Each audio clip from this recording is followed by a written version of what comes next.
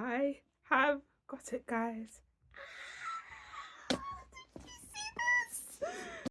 Hi, all, it's Kimoni, your comfort creator. Welcome back or welcome to my channel. Glad to have you here. Sit down, chill, and let's chat. Now, today I was inspired by this new book release. As you saw in the intro, Dream Count by Chimamanda Adichie has been released. I'm so excited.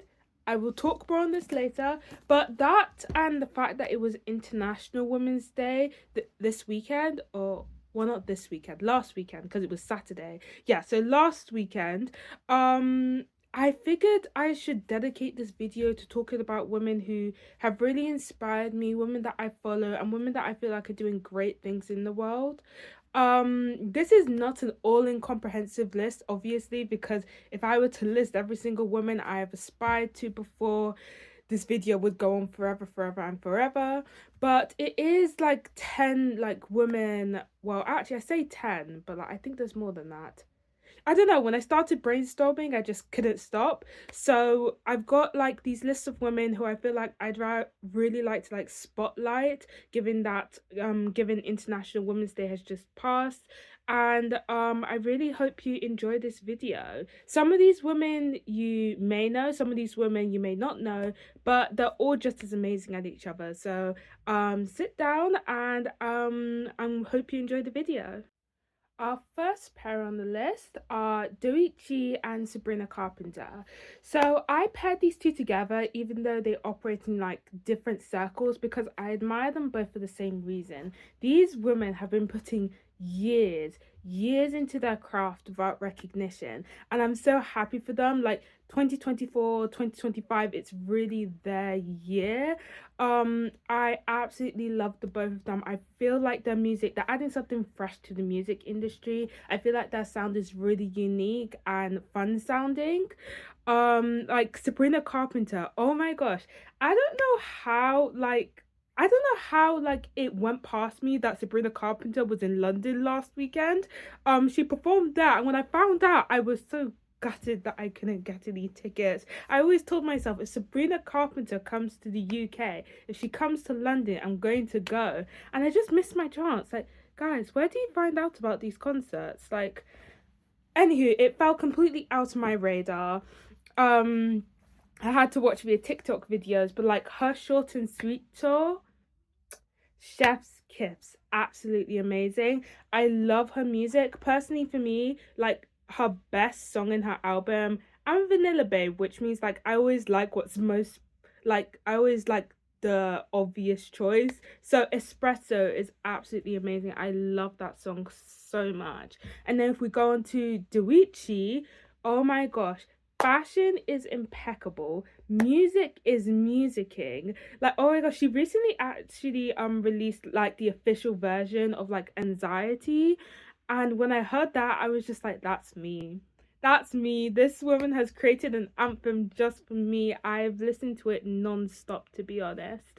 So she's really amazing. And like I said before, they bring so much like originality and authenticity into that art, which is what I really admire, both like musically and aesthetically as well. Like I've never seen these like, you sort of like, it reminds you of stuff, but it's like still unique, if that makes sense. Especially Sabrina Carpenter. I feel like Doechii is a bit more like unique and a standalone, but Sabrina Carpenter, she gives us like old Hollywood vibes, but like also at the same time she's fresh and new for this generation, if that makes sense. So yeah, I love both of them. I really admire like the work they had to put in to get to the positions. I was so happy when they won their Grammys. Like, those two women are just amazing, and I really admire the fact that they've been at it for years without like the recognition they deserve. And I'm really glad. It really just shows like, if you keep on like, if you have a real passion for something and you keep on going with it, and you don't, and you stay true to like your authentic self and your authentic vision, like it will blossom. Even if like everyone, even if no one recognizes at the time, it will amount to something. And that's what these two women represent to me, which I really admire in both of them. Next pair are Maisie Lee and Grace Hardy. Now, both of these two women are entrepreneurs and they're business owners. So, Maisie Lee, you might know her through her YouTube channel. She like co-founded a creative studio with her family called Maisie Lee. I absolutely adore her content. It's so aesthetic, it's so calming, it's so calm, it's so comforting. And also just her products in general. I've been telling myself like I actually need to get one of her products. I've yet to buy from their store. Um but I absolutely love like the creative vision that her and her siblings employ in everything that they do. Like I remember watching this one video by her, and she basically said that even though like her business has the like opportunity or like the potential to expand, she's not planning to do that because she really loves like creating everything like handmade and like personalizing it to each and every customer. And really she loves like the relationship building that she has between her customer base and her business. And I absolutely love that. Like it really like displays like a vision, as in like you she has such a clear vision of what she wants for her business, what she wants to accomplish, and that's something I really admire in her. And like especially with art, I feel like a lot of people, the art industry can be difficult, let's say that anything creative can be difficult to thrive in. So seeing a woman thrive in the creative like space, own her own business, that's really inspiring. And then Grace Hardy, she's quite active on LinkedIn. She's very good at building a personal brand for herself. That's something I really admire about her. But also when it comes to her actual business, Hardy Accounting, I think it's really amazing. Like she's so young to be owning a business, and I really do think it like shows the potential that women have if they're like given the right like resources, if they're given the right opportunities.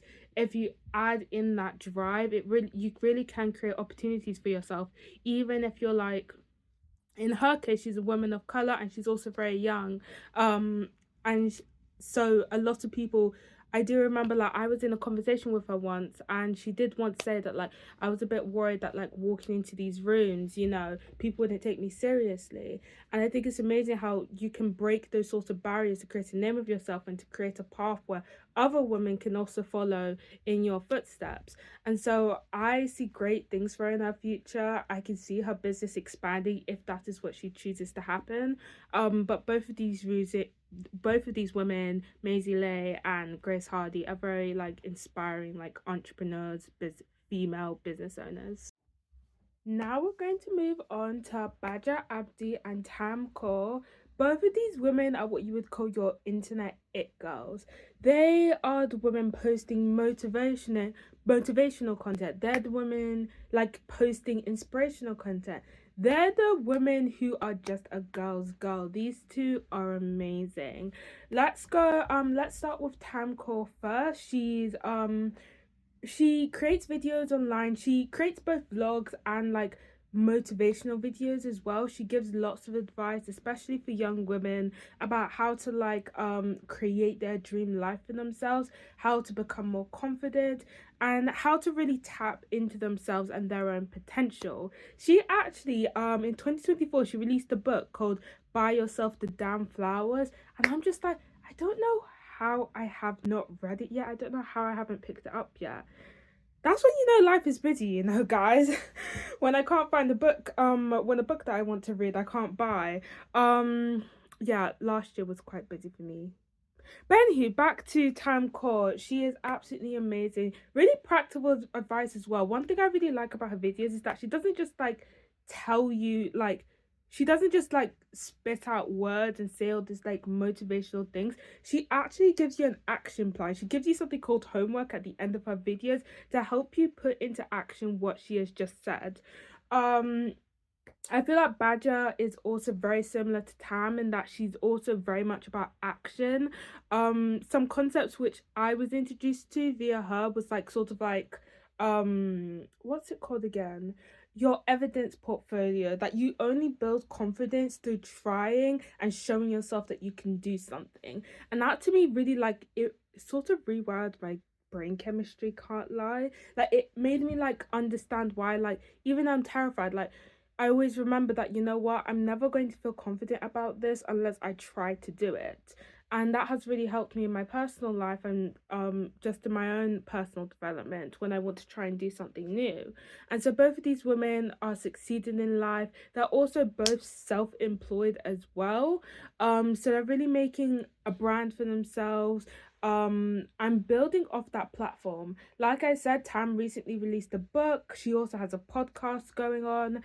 And then also Badger, she owns her own business. Oh, I can't remember what it's called. I'll put it on the screen once I go back and search it up. But it's basically a brand that sells hijabs. And oh my gosh, guys, I'm not Muslim, but these are so pretty. So definitely, to all my Muslim women who may be watching this video, like definitely go check out her store. And I will also say another thing that I really love about Badger is like she's so faith driven. I Even though she's Muslim, I feel so inspired like on my own faith journey whenever I hear her talk about like her relationship with God, or like talk about like prayer or the Quran. I just feel like, oh my gosh, like I need to strengthen my own relationship with God. So that's another like heartfelt thing that I really liked about Badger's content. Next up are the rising sensations Halle and Chloe Bailey. Now you may or may not have heard of these women. These two are amazing singers and actors. They haven't quite hit the level of fame as like Doechii or Sabrina Carpenter, but I can see it in the future. Like together, these have a very unique sound. But I also like them like when they're like singing separately. Recently they split up to pursue their own careers. I know that Halle, she starred in Little Mermaid, which I absolutely loved her in the Little Mermaid live action, especially her version of Part of Your World. Like that song, the way she sang it really spoke to me and how I always like interpreted Part of Your World to be in my own life. And then she also has like a really unique like, I don't know what it is about her music. It's just like it's almost like floating on a cloud. I'm not sure if you guys get what I'm trying to say. I feel like her newest single, Back and Forth, it was too short, but it was really good. And I think it perfectly describes this feeling of like, oh my gosh, I feel like I'm walking on air whenever I'm listening to her music. Same with her like single Angel. I really like that single. It just feels like it's a harmony and it's really soothing, but like not like sort of like lullaby soothing, but like sophisticated soothing.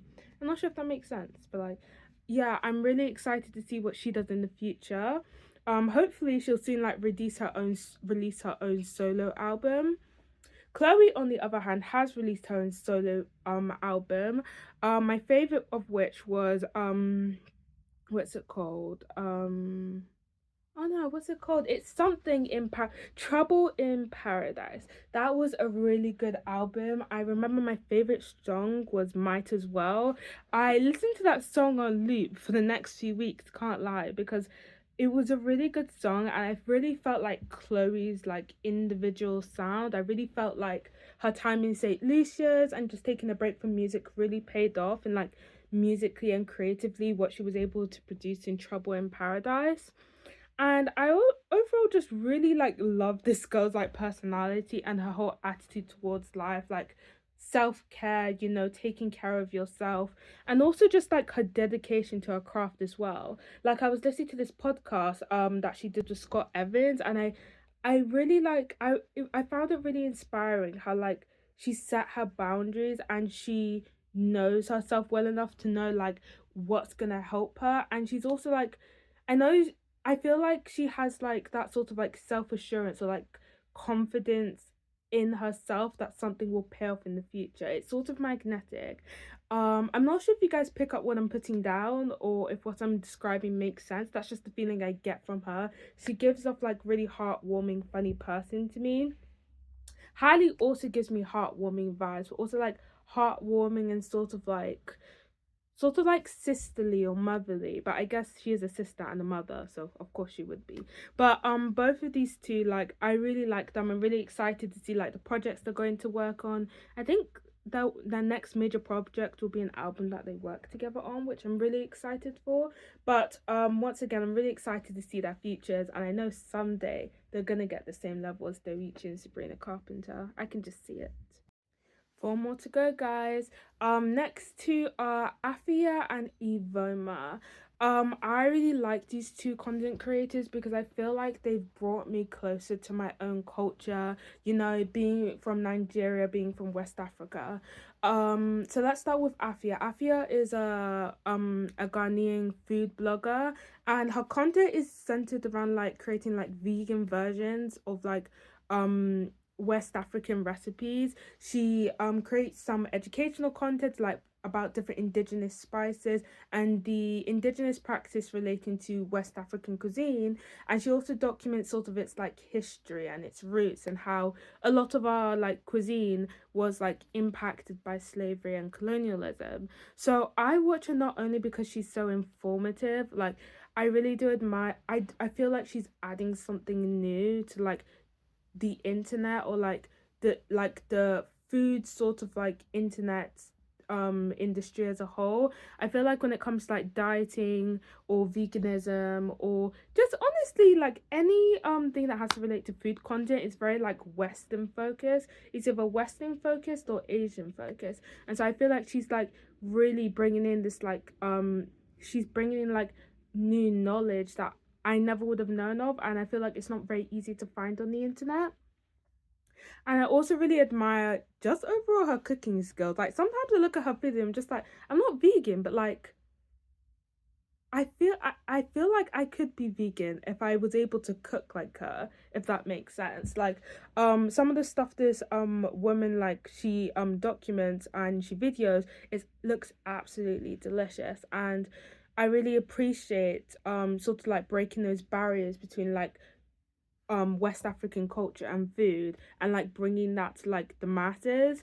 Her like her content is really undervalued, I think. Definitely go check her out. I think she's on YouTube and TikTok.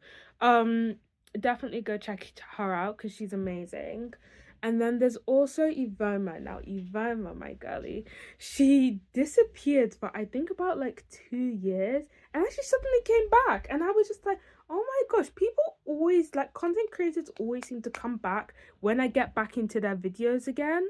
Um so essentially her platform was all about being like a Nigerian returnee, sort of like navigating Nigeria. She documented other returnee stories, and she also she like documents like different like the economic landscape and the cultural landscape in Nigeria.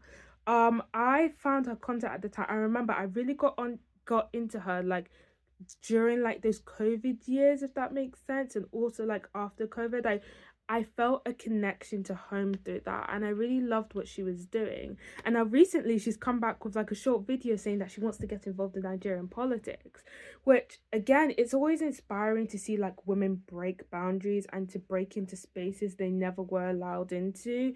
And there are still barriers for women, especially like in a country like Nigeria, getting into like politics, you know, actually getting involved in the political system. So I'm really excited to see her do that. I feel like it's really inspiring. I feel like the way she talks about Nigeria, I think, is really positive, even though there are a lot of problems with the country. I always found it really refreshing hearing her perspective on like how Nigeria is a beautiful country and that like it has a lot of opportunities. Unfortunately, they're being mismanaged, but it's still something to be proud of, and it's still something to like feel a deep connection to. So like that's why I admire her so much. And then lastly, we have Christina Elia and Chimamanda DJ. Now, let's talk about Christina first. She is a content creator on YouTube who recently sort of like blew, and I think her content is absolutely amazing. I feel like she gives really good advice. It's specifically for like my introverted girlies. If you're introverted or socially awkward or shy, or you just want to try and build a community with people and you don't really understand how to do that, I feel like she is your girl. She has built a platform off of like helping other women, especially introverted like women find themselves, find confidence in themselves, to be more authentic, to be more in love with themselves. And I find that really inspiring because obviously, like, I'm not sure if you guys could already tell, but I'm an introvert. And so a lot of like what she talks about, I can really relate to on a personal level. A lot of her experiences, I had the same experiences. And I love how she's been like, it takes a lot to be vulnerable on the internet, I think. Especially, and it takes like even more like courage to take your vulnerability and to repackage that into something that could help other people. And she does that perfectly. And I love that about her platform. She really is aiming to like genuinely help people, if that makes sense. I feel like a lot of the advice tailored, don't make me wrong, I love inspirational content, but a lot of the advice can be quite tailored to people who are extroverted, especially in the mainstream. Like the more mainstream you go, the more the motivational like advice is a bit more like tailored to more to be just louder and more bold, and like it's sort of like going against your innate character. If you're an introvert, you will understand. But I feel like our content is like a safe haven where you can go and you can learn to like be confident, to be assertive, but to also be yourself and to still be the introvert, the quiet girl that you want to be. And then let's go on to Chimamanda Adichie. Guys, you don't understand. I watched a podcast of Waterstones the other day, and I was just like, where can I find this book? I need to get this book. So like the minute I finished work today, I rushed over to get this book from the nearest Waterstones.